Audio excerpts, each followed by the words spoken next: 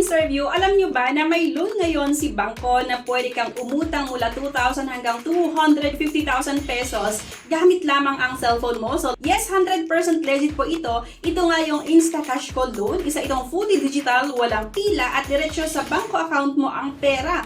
Pero sulit ba siya? Diba? Ano yung mga requirements, yung interest at terms? So yan ang aalamin natin today or sa video na ito. Kaya stay tuned mga ka-interview hanggang dulo para malaman ninyo kung gaano ba ito ka-legit at kung para sa inyo itong loan na ito.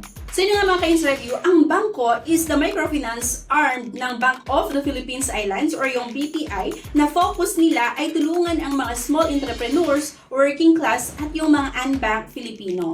Itong InstaCash Ko is one of their newest products, yung personal digital loan na mabilis nga ma-access through Bangko app. So, kagaya nung sabi ko kanina, dito nga ay pwede tayong umutang ng 2,000 hanggang 250,000 pesos na may terms 3, 6, 9 hanggang 12 months depending sa approvals. So, ang repayment nito, diretsong hulog sa Bangko app or partner payment channels. So, ang maganda nga dito ay 100% digital applications. Yung approval nga niya is as fast as 1 to 2 banking days at wala din itong collateral required. So, funds go directly nga to your Bangko account at syempre, may flexible terms ito depending on credit profile. Yung valid ID government, active Bangko account, source of income, either employed ka or self-employed or yung negosyo mo. At least 21 years old yung edad at dapat meron tayong good credit history, higher chances of approval. And so para nga tayo ay makautang dito sa InstaCash Ko Loan, go nga lang tayo sa Google Play Store at i-search nga natin itong BPI Bangko mobile app.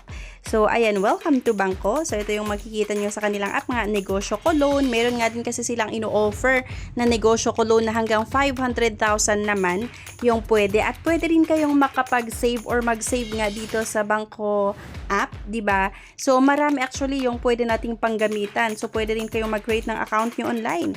So, kapag gusto nga nating umutang nga, syempre dito sa BPI Bangko mobile app, i-download nga lang natin ito. So, by the way, ito pala, meron itong ino-offer na Negosyo Ko Loan at meron ding InstaCash Ko Loan. So, para ma-heads up ko lang kayo, sa InstaCash Ko Loan, mas maliit yung amount na ino-offer nila kapag first time natin na umutang. Pero kapag reloaner naman tayo, mas malaki yung pwedeng ma-avail. So, kailangan lang natin silang i-allow. And after that, ayan nga po, kailangan yung mag-create ng account nyo kung bago pa lang kayo dito. Pero kung dati naman na meron kayong account dito, ay mag-login nga lang tayo. So, ayan, mapapansin nyo dyan, merong Negosyo Ko Loan at meron ding InstaCash Ko Loan. So, syempre, go lang tayo dito sa InstaCash Ko Loan mga ka-interview kasi mas mabilis actually yung process dito sa InstaCash Ko Loan kaysa dito nga sa Negosyo Ko Loan.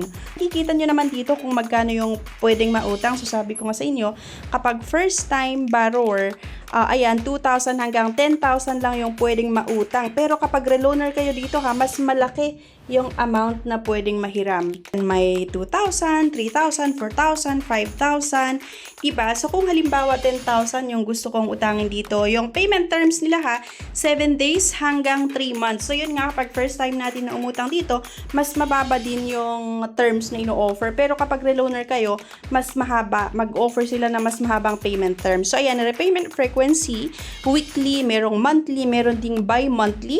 So, mamimili na lang din kayo dyan sa akin kasi monthly yung nilagay ko. Okay, ilalagay nyo dyan kung ano yung loan purpose nga, like home appliances, home vehicle repair, hospitalization, utility payment, for travel.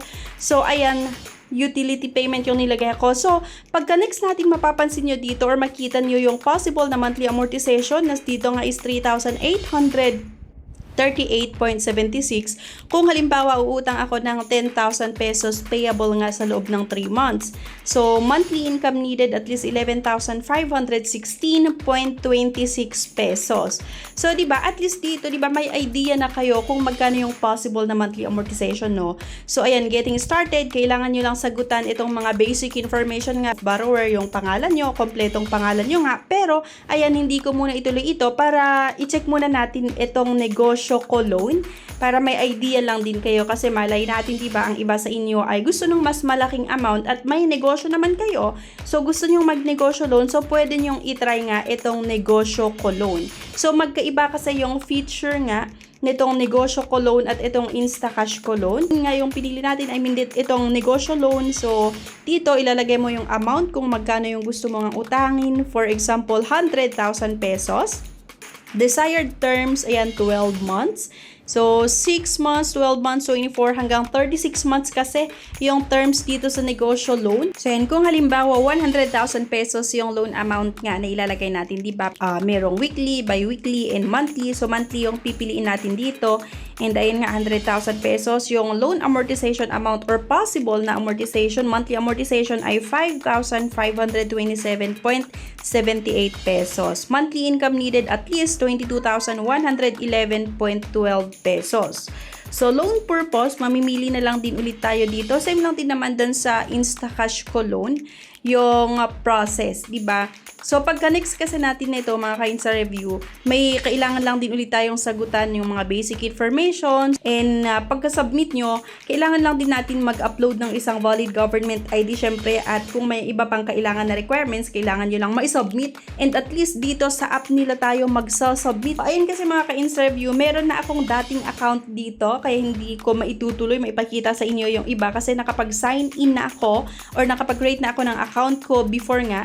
Pero ayan, kung babalikan natin itong Bangko Instacash ko, ayan nga, 10,000 lang yung pwedeng mautang at payable sa hanggang 3 months lang yung ino-offer nila kapag first time natin na umutang dito. At dahil nga may dati na akong account sa Bangko Instacash ko, kailangan lang natin gawin ay mag-login. So, ayan, may existing online access ka na. Pwede ka nang mag-login muna. Maaring bumisita sa pinakamalapit na branch. So, login nga lang tayo dito mga ka-Insta Review. At ito yung makikita nyo inside app nga, apply for a loan, my loan application, re-avail loan. So, pwede tayong mag-re-avail once na natapos ka doon sa utang mo or existing na loan mo. So, kapag i-click natin itong apply for a loan, ganun pa rin yung makikita nyo itong negosyo ko loan and Instacash ko loan. Ang nakakalungkot kasi declined yung previous loan application ko. So, hindi kasi tayo basta-basta makakautang ulit dito. Meron kasing time na binibigay, kunwari ilang buwan bago ka pwedeng mag-reapply. So, back by BPI ito, kaya nga legit at secure talaga ang umutang sa bangko. So, mas malaking loanable amount kaysa ibang lending apps. Mas flexible din yung repayment terms. At syempre, walang harassment collection practices tulad ng mga shady loan apps or yung mga loan sharks, diba? So, napaka-convenient lang talaga kasi online nga lahat, hindi natin kailangan na pumunta sa branch nila para mag-submit ng ating loan application nga. Mas strict ang screening versus fast loan apps. So, hindi agad-agad real-time ang release. So, minsan inaabot nga na 1 to 2 days. Yung interest rates nga niya ay nakadepende sa credit profile at pwedeng mas mataas kaysa sa regular bank loans. Pero syempre, mas mababa kung compare naman natin dun sa mga pero hindi ibig sabihin na dahil declined yung loan application ko, madidecline din yung loan application nyo. Sa akin naman kasi, talagang sinadya ko na hindi lagay yung ibang needed or requirements na hinihingi nila. Kasi hindi ko pa naman talaga kailangan yung pera na utangin ko kung sakaling itutuloy ko na umutang dito. So, ayan, kaya na-decline yung loan application ko nung nag-try ako before. Kaya nga mga ka-insurance, once na umutang kayo dito, make sure na kompleto yung mga requirements nyo, yung nakikita natin dito. Make sure na kompleto yung mga requirements nyo. So, ayun lang, napakadali. And ang maganda naman dito is sa online tayo mag-apply sa app nila mismo. Hindi na natin kailangan na pumunta nga sa branch nila para mag-apply. Okay? Updated lagi ang bangko account details natin. So, use your main source of income para mas mataas yung chance talaga. And apply only what you need. Huwag sobra-sobra, no? O, yun nga, huwag masyadong malaking loan request. So, possible rejection kasi. Kailangan natin i-maintain nga yung good payment history sa iba mong utang, di ba? Para may chance na ma-aprobahan tayo sa mga inutangan natin, lalong-lalo sa mga lessee. So, ideal nga ito for small business owners na kailangan ng dagdag puhunan, yung mga employees na may short-term financial gap, at syempre yung mga freelancer na may regular income pero may bangko account.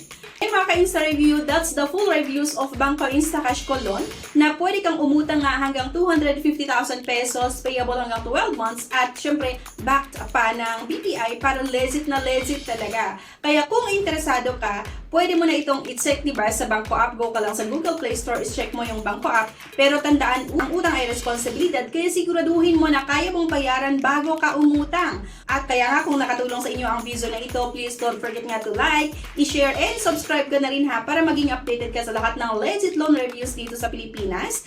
So again, this is Yana of Ins Review. Kita-kits ulit tayo sa next video. Bye!